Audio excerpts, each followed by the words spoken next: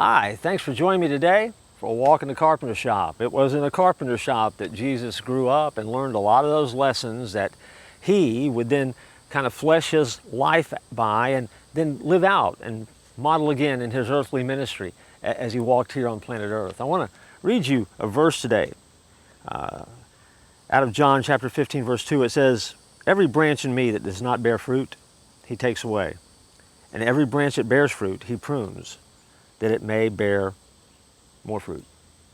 You know, it's not uncommon, especially as we move into and through the spring and summer months.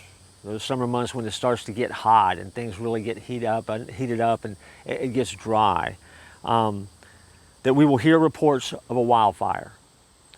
It seems to me that sometimes we spend months at a time hearing about the coverage and seeing the images of the wildfires that seem to just blaze out in some of our western areas of the country, especially California. Each year, it is said that more than 100,000 wildfires occur in the United States. 100,000, that's a lot of fire. And what we sometimes forget is that these fires are a natural way of clearing old growth in order to make new growth. In fact, some trees can't survive without periodic blazes making their way through. And when these wildfires occur, most animals escape and even benefit from wildfires. They find a new place to live. And the forest circle of life starts over again.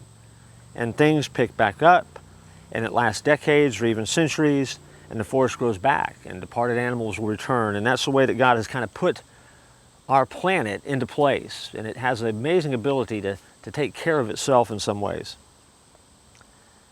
Sometimes, in the midst of these fires, the frustration that is there, because while we try so hard to fight that fire and we want to put that fire out, sometimes the firefighters will have to pull back and just let that blaze go until they can come and step back in and be able to get a handle on it and be able to battle it. That's the way fires are. Can't control them. As much as we like, can't always be done. So the question for us then, with that in mind, is how do we handle fires in our own life?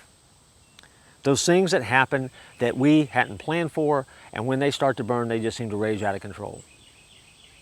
It might be a virus or a sickness that just blows up everything around us. It might be the loss of a job and unemployment that we never thought we would have to face. It might be some sickness or illness that just kind of sweeps into our life, and all of a sudden we went from being normal one day and healthy one day to where our life is consumed by dealing with an illness. It might be the loss of a loved one.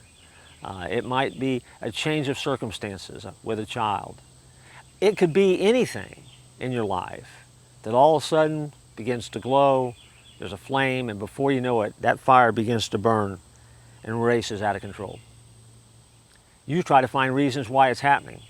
You keep asking the question, why, and yet in the midst of it all, it may simply be that God is allowing this to come along to refine your life, to prune your life, to make you a better version of yourself. Now, we don't like that. I completely understand that. And we need to fight those fires, and I completely agree with you. We do. We need to do everything within our power. But when we've done all that we can do, and when we have tried our very best, which is all that God asks you to do, you simply have to trust that He has some reasons that you may not know about, but yet those reasons are going to make you a better version of yourself later on.